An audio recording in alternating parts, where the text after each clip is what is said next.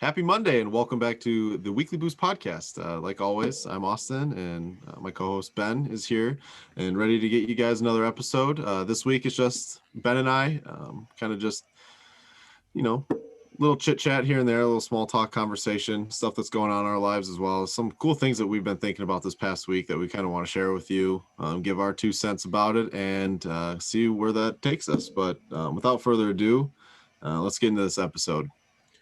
Yeah, I'm happy it's just us again too. It allows for a little more freedom in what we talk about. Yeah, for sure. So, big day yesterday. Yeah, huge. It's Friday. Those of you listening along that were listening along, I said that twice. Second dose of vaccination done. Opening day. In the books. Yeah, lots going on. I know if you're watching along. You can got my Brewer jersey, and Austin's got his Cubs. I don't know why I decided to, think it was a good idea to do a podcast with a Cubs fan, but here we are. Hey, I'm about as moderate of a Cubs fan as it comes. I'm going to say one thing, might offend some viewers, but I just don't like the White Sox. That's it. Like, I have the Brewers are my second favorite team. No beef there, no beef. But it was a good day to watch baseball. It felt back to normal. I know there was a lot of 25% capacity in stadiums and stuff like that, but it felt good to be able to turn on a ball game and hear. I mean, I watched the Brewer game yesterday. I know I did my Cubs a little dirty, but listening to Brian Anderson call a game, kind of a Brian and Bill calling a game, and you listened to Euchre for a little bit on the radio. Yeah, I was stuck in traffic, so I had him playing, and it's one of those voices that gives me chills every time. Yeah. It just takes me back to childhood where I'm, because when you walk the concourse, right? We had season tickets, so when you walk the concourse, the radio show's playing as well. So like you're, walking to wherever and you hear it, and it's just, it's like I said, it's one of those voices that takes you back, and he's, the best to ever do it. So yeah, undoubtedly, probably one of my favorite announcers for any sport, really. He just nostalgia, and he's played in some movies, cameoed some movies like Major League, talking up in there. So he's a pretty familiar voice for everybody, even regardless of if they're a Brewers fan. So. Well, and he was really good friends with Hank Aaron. So I don't know if you saw that video tribute, but you remember that? So. Do you remember that book I referenced a couple episodes ago? I think so. Yeah. Yeah. I splurged. I had to pick it up. I had to get it. I have so many books I need to read, but this was one of them that I needed to have. No, I'm really excited about the season. I think I saw President Biden said something like discouraged by, the amount of stadiums that are open for fans. And, that's a whole different thing. And I get it. But like you said, it's nice to have something that's somewhat normal. It's about as normal as it gets for our lives, right? Being able to watch a baseball game. So it was funny, listening along. Bob Bucher called it Miller Park. So it's a lot of different things like fans and name changes, and Fox Sports Wisconsin rebranded to Bally Sports too. And that was a little odd. I was struggling to find the game. Wait a minute. I thought it was an April Fool's joke at first. I'm like, okay, like tomorrow it'll go back to normal, but no, it's in Nashville too. I think they rebranded Fox Sports. Though there's like 19 regional markets or something that rebranded, because I know like in San Francisco they play on NBC, which is a lot different like for us, like locally. And even does Chicago play on NBC Sports Networks, like local? I know they for the longest time they were on WGN, so I'm not sure how. I'm pretty sure that's some sort of affiliate with one of the major three. Yeah. But, it's like you said, it's a fun time to be a part of it. I just hope that, I say this every year, the hype that comes around opening day is awesome, right? The day game at Miller Park, obviously you can't tailgate this year, but when you can, it's Miller Park. I just said it. It's fine. It's going to be Miller Park. but this it's amazing how quickly the hype diminishes for a lot of people because of how long the season is. Speaking of which, did you see the NFL extended to 17 games now? I did see that. I'm not sure how I feel about it. Not too, I'm not too hurt about it. I mean, it's, an extra week of football, and I'm sure from a player standpoint, it's probably good and bad. Obviously, there's a higher risk of injury, playing longer games, especially that well, much and you contact sport and all that sort of stuff. and But you, it and you get rid also, of a preseason yeah, game too. So that those, okay. So that's, yeah. I'm just thinking about it from the money aspect. It's kind of, yeah. you use it as the games are your denominator, right, for the amount of money that you make. And whenever you increase the denominator, the kind of the stigma around how much money you make per game kind of comes a little bit more to the surface when you talk about that. Like with baseball players, for example, 162 games, that's your denominator. And like you see somebody coming home with, $100 million contract. Well, over 5 years, 162, it just sort of, you look at it the financial way is what I first saw, but 17 weeks of football might be pretty cool. Yeah. I don't know. It's always that question too with how does that affect prior stats for comparison down exactly the road. like this past season, all the championships Baseball. that were able to take place, like is there going to be an asterisk next to the name, like significantly shortened season, or like there was some obvious like protocols that were unprecedented that had to be implemented in order to let it go on. Same thing with like NBA. That was kind of I know the startup and stuff like that, but like they're restarting after such a long time, and then kind of that just was kind of odd, obviously, with all things considered. But you bring up an excellent point about that, like just what this year and what this whole pandemic kind of season, I don't want to call it a season, but it's lasted longer than a year, obviously. Like it's a second Easter that we're overstretching that sort of stuff, how much of an impact it's going to have for things down the line.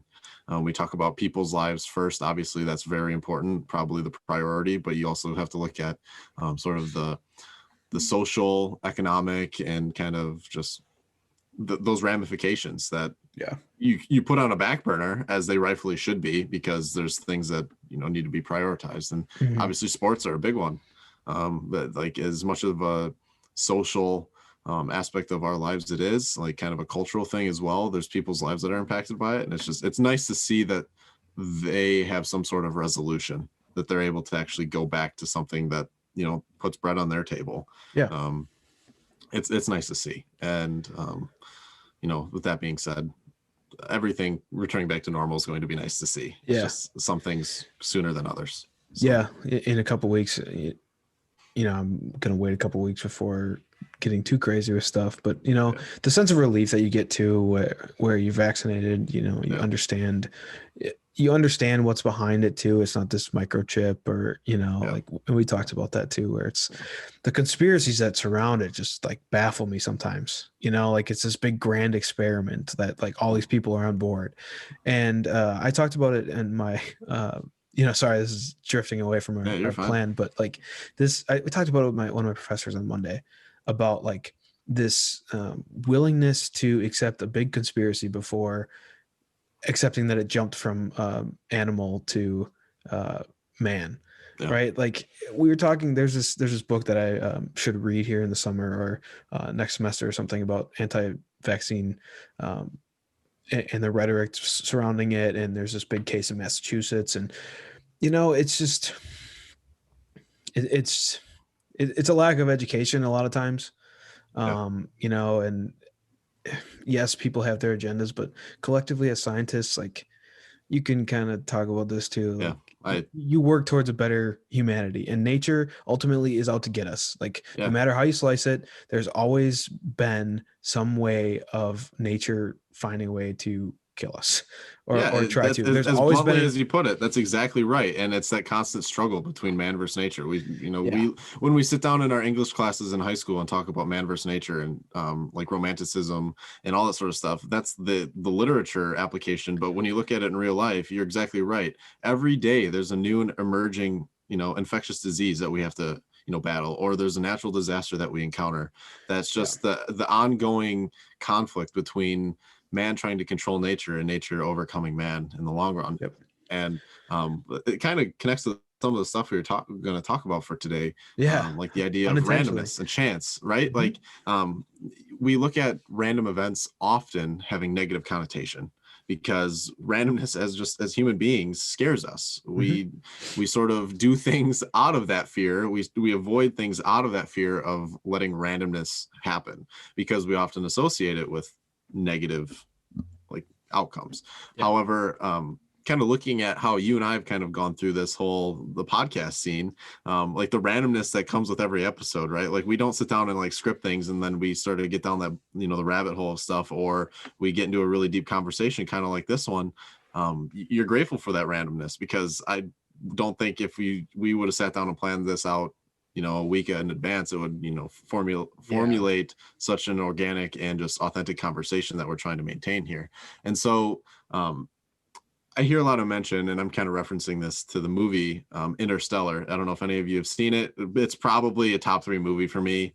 I love the idea of the space adventure and like kind of the not the doomsday idea of mankind's demise, but just we're at a turning point where we can act in order to prevent something as cataclysmic as a lot of the science fiction movies kind of suggest and can portray to us. And the idea of Murphy's Law, right? That we've kind of experienced this, and I talk about this with my professors all the time, but anything that can go wrong will go wrong. That idea, right? Like we wake up and like, oh, we know today's going to be a bad day because just I stubbed my toe on my bed frame, like getting out of bed, or like, I dropped toothpaste on my dress shirt when I was putting on my tie and brushing my teeth at the same time, kind of an idea. Like, it was probably improbable that it was going to go wrong, but just because it could go wrong, it did. And it's sort of the theme of 2020 and, the end of 2019, 2020, the whole year, and kind of getting into 2021 is like that idea of,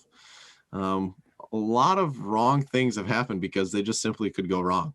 And kind of managing that is one of our struggles in life. And that big adversity that I think is common with everybody is that idea that how do we manage that? And quite frankly, there's not like an easy solution to that. It's just, you have to experience it first in order to come up with a solution. And no matter what your solution is, the amount of like more wrong things that can happen will. And so I don't know really where I was going with that one, but the idea that randomness and chance, how much of an impact that has in our lives, it's significant. And obviously it's good and bad, but I'm sure you have something to say about it. No, I think if you continually look back on decisions or on things that happen to you that may seem random, you start to like craft them into like this means to get somewhere. Does that make sense? Like, like if I wouldn't have, turned right at some place, I wouldn't have found my new, favorite spot to hammock or whatever. Or that's a minor example, but like you could like think yourself to death that way, like looking back and thinking, well, if I would have done this, then this wouldn't have happened. What if, like this the what if game? It's like everything is so connected that this idea of randomness and chance, like a lot of ways, that's a really comforting thing to wake up to, knowing that you don't know what's going to happen. Right. That's the beauty of life sometimes when it's all planned out, like, like, have you ever had like a vacation that is like really strict itinerary? You follow, that. Have you ever had one of those?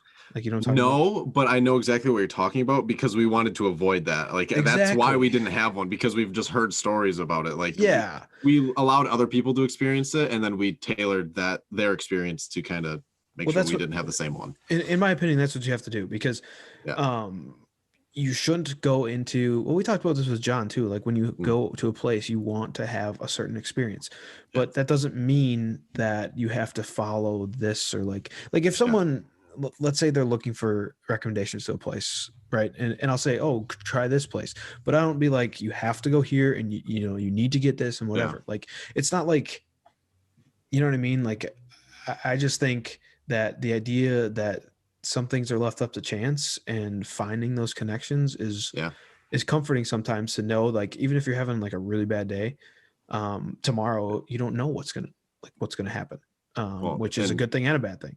Yeah. And this is going to be kind of not contra like religion on this, because I'm a religious person and you are too. Like, you have your own spiritual beliefs and stuff like that. But like the idea of randomness of how human life, if you look beyond like religious explanation and kind of the more like the brute science of primordial life, the idea that the accumulation of micromolecules and, you know, DNA precursors engulfing themselves in a membrane of some sort, and then further characterizing and further, you know, differentiating themselves.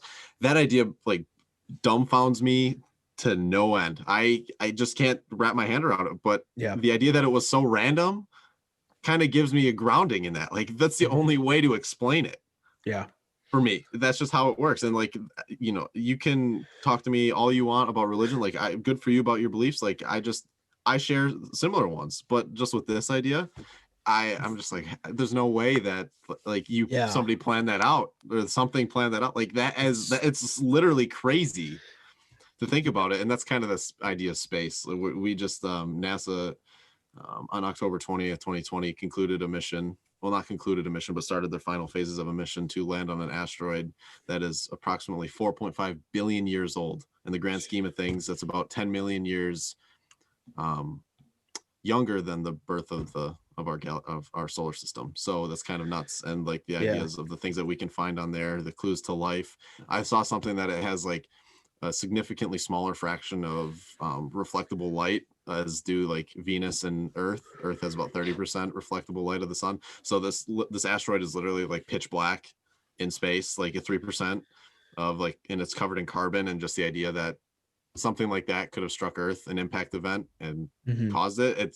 It grounds that idea of like, hey, maybe it is just literally a random asteroid hitting the surface of our sterilized planet at 4 years into the existence of our solar system that caused this. You know, you can look outside and you see, you know, your farmhouse, or you see your apartment complex, or you see, you know, your single family house. Like the idea that something like that could have came from that it's ridiculous, but at the same time, it's beautiful. I didn't realize we were going to get so existential.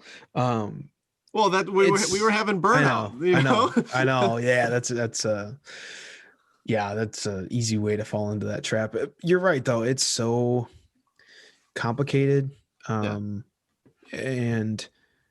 you know, you look at cellular systems and, you know, mitosis and meiosis and all these like different processes in life that are just so microscopic. First of all, exactly. And to think that like a couple mutations in the genome, you know, create or lead up to creating a new species, or you know, it's again, you know, you look around us and you see, you know, great strides in human advancement, and like we talked about, like trying to control nature, like that's where a lot of this is rooted. But yeah, you can think yourself into a mess. Good, you can a mental pretzel, as our good friend would say. It's a big mental pretzel. But you know, we kind of talk about this stuff in our free time whenever we're conversing in video games or just like random FaceTimes or whatnot, and like it's funny to talk about it then, but it's cooler to bring it up now because we get to share it with you guys as an audience. But Ben and I this past week, and probably these past 2 weeks, have experienced some of the worst burnout that I think, well, it's the worst burnout I've ever experienced. That idea of like senioritis, I think this trumps senioritis. Like this is just a whole nother level. And maybe it's the reason why I'm thinking about, you know, extraterrestrial asteroids containing like I'm starting to answer those philosophical, you know, fundamental questions of what is the meaning of life kind of thing. Maybe that's where this is coming from. But kind of talking about how we got in it, honestly. Like, how did we even get in? Where did this come from? Where does your burnout come from? Like right now, like have you been able to think about like why it's happened to you? Yeah, and this is going to relate to a lot of our episodes, but just the monotony of every day being here at this, and I'm nothing against the school. It's not the school's fault. It's probably anywhere where I'd just be in a routine for so long. But the idea that, you know, I wake up on a Monday, you know, I go to breakfast at, you know, this time, come back to my room, you know, get stuff ready for the day, go to class at 1, right? Like it's just, and then that repeats every Wednesday and Friday, and then the next week and so on. That idea, and like not being able to switch things up because you have a lot on your plate already, or there's a lot on other people's plates that are in your life, kind of a thing. And I think it just got to me. And it doesn't help that the idea of, I really want to move on from this place in the most positive way. Like I want to leave my mark, but at the same time want to take steps in a new direction at another place. And the constant not the disarray of information, but the constant like idea that maybe it's just not meant to be that I'm at this place, that I'm getting this sorts of feedback or these sorts of, like these responses from people that I'm trying to, figure out what I want to do with my life. I think it's kind of bringing me back to that monotony. Like, okay, I'm comfortable, with my Monday through Wednesday, my Monday through Friday routine. Okay. That's not really stepping out there. And I don't like that. I'm not a person that likes to sit in a routine, even though and it's going to end soon. Right. Exactly. Like you got 6 weeks left in the semester. Yeah. So your routine's only going to last so long. And then there's nothing. What's to fall back on when it comes to like scheduling and organization? That's interesting though. Like using that as like a comfort, because you're right. You're like not getting the feedback you want from places. You don't know what's going to happen. Just this like idea of burnout too. Like, I mean, if you think it's bad now, wait to do 9 to 5 job. Like Like for me, that's where it really got bad. Yeah. I remember that at the beginning of our podcast thing. Well, yeah. You were kind of finishing up that. I was finishing it up and I was just like done because some of the things that like transpired, and part of it is like it was my first like real job, so it's like I don't know how to navigate waters for like compensation discussions and saying you need help, and like because like for me, you just graduate, you're like, oh, like I'm gonna do it, like I can handle it, exactly. And I really had trouble like delegating tasks because I'm sure you're well aware, like when I do something, it's so much like more comforting to know that you are like responsible for it and like it rides on you. Like it's the whole idea with group projects too, because like I hate putting my fate into the hands of someone else. Exactly, because we do it so much all the time anyway. Exactly, like, and it's the times when we can control it, we want to. And it's so hard to be like, hey, like, can you do this procedure plan for me? And then when it doesn't turn out, it's like, well, I should have just done it anyway. If they have something else going on with actual lab work. So like that's my example where I just have hard time like delegating tasks. Yep. But like with burnout, it's just like the same stuff all the time. And then I had like more duties put on and more studies to take care of, and like hiring people. And then I had a light at the end of the tunnel. Like I was like, okay, well, I'm leaving in July. So, I'm going to do my best to prepare you for it.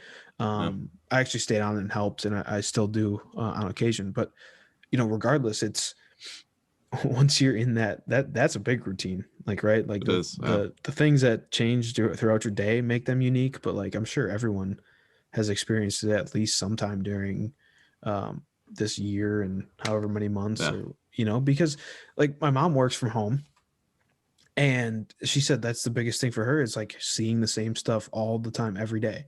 Like she's able to like break up her days sometimes by like going into work to process something, but like after that it's like it's the same stuff every day. So like I don't know how to really get out of it easily. Like there I don't think there's this real big like solution that's super easy to follow, because like for me now it's like, so I just like applied for a fellowship for summer research.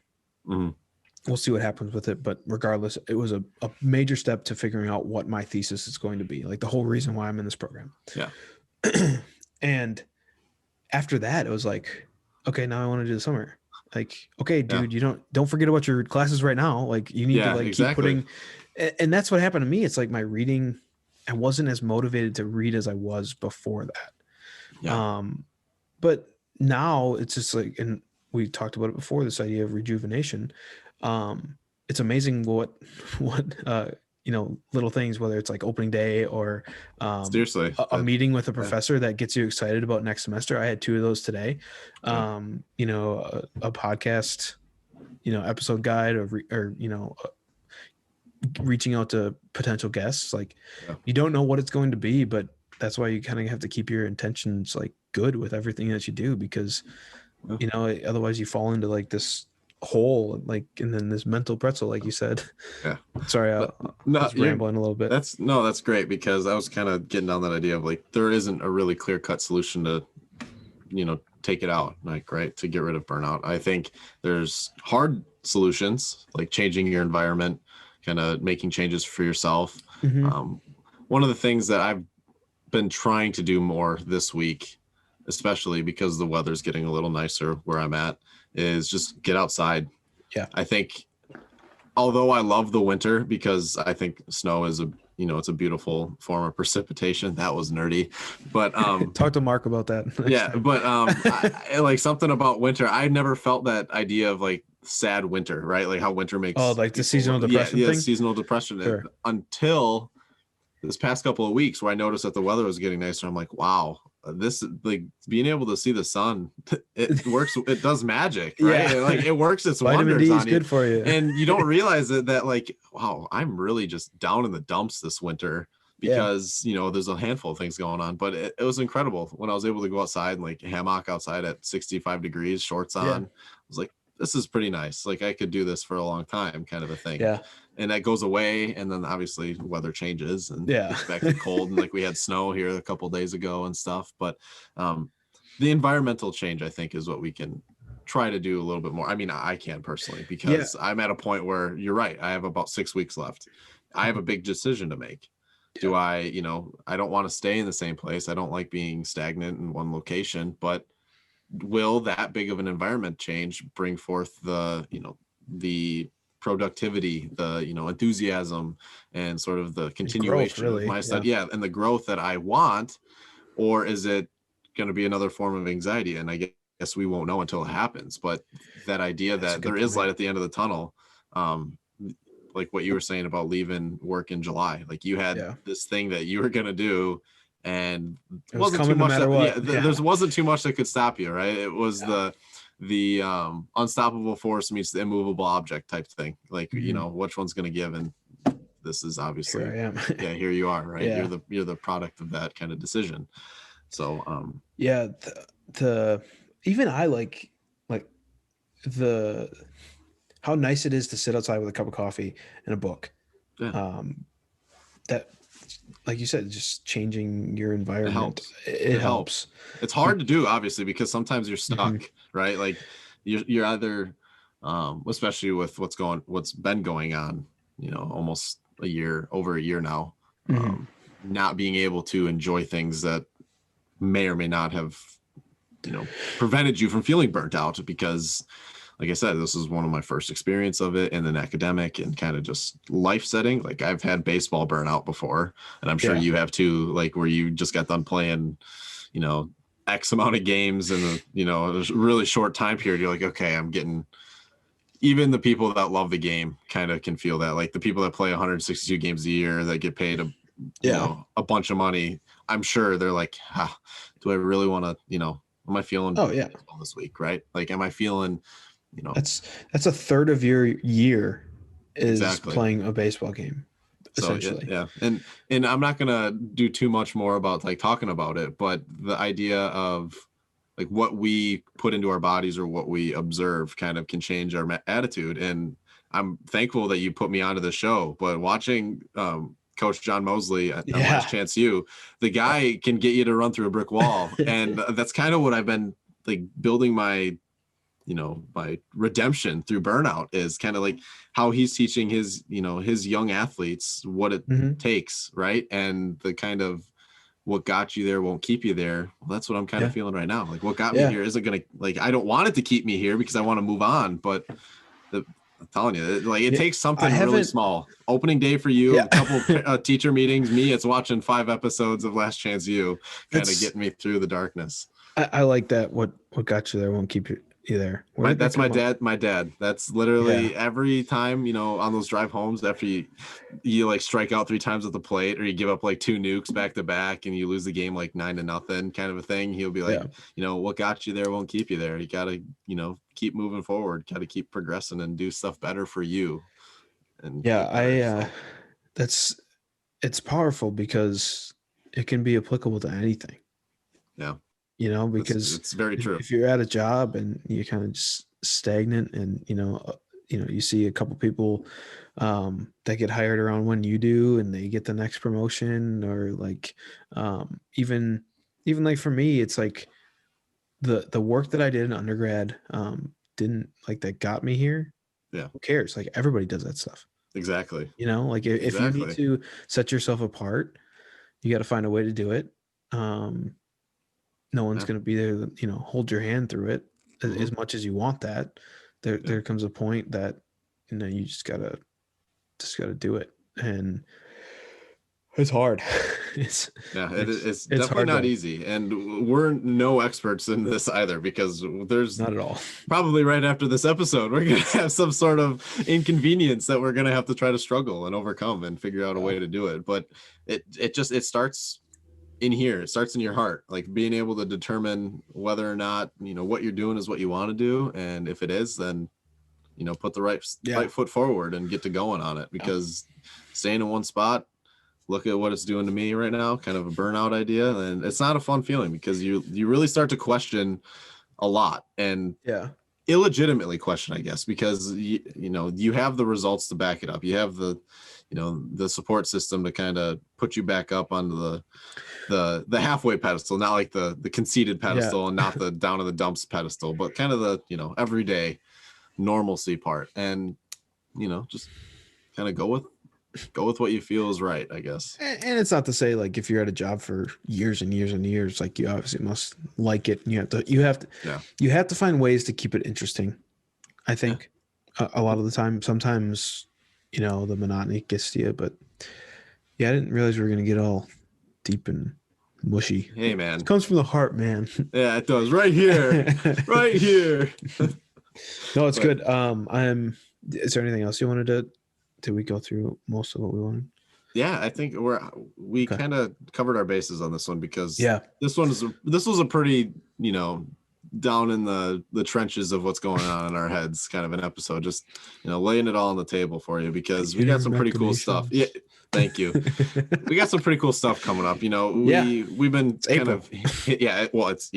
We got, you know, 1 month until we have some pretty cool stuff going on. And as you guys may remember, we have partnered with the American Cancer Society. That stuff is going really well. It's kind of in the background right now, because we're kind of waiting for our time to kind of shine with that. We're going to be doing something pretty cool in the month of May, sort of getting things going. But if you want to talk about that a little bit, you can. Yeah, no, I'm just saying we're finalizing stuff for t-shirts, so that'll be part of the fundraiser.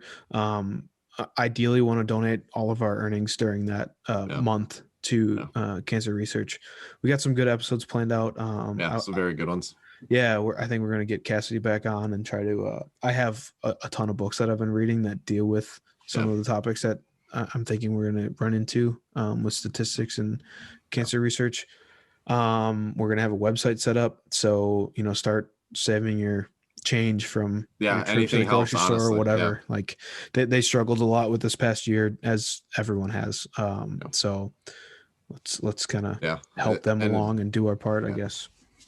It's a very honorable thing to be a part of this, though. Their program is obviously it's expanded into so many facets of life, because cancer expands itself into every facet of life, and it's almost unavoidable, as unfortunate as it is. But the ladies and gentlemen at ACS do a pretty good job at kind of making sure that people's voices are heard. And, you know, anytime anybody wants to contribute anything, whether that's a penny to, you know, X amount of dollars, it matters. And it's a pretty strong cause that Ben and I are passionate about, and I'm sure a lot of you guys are passionate about it too when it comes down to it. So we're looking forward to that. That's been something that we've really wanted out of this as a podcast, is kind of from the start, being able to give back to people and kind of be a platform for change, inspiration, as well as just community. So it's pretty cool stuff. I think that's all we have for you guys today. Kind of a nice episode if you want to hear what's going on in our brains, but it was a fun one. Thanks again for listening, and see you next guys week. soon. Yeah.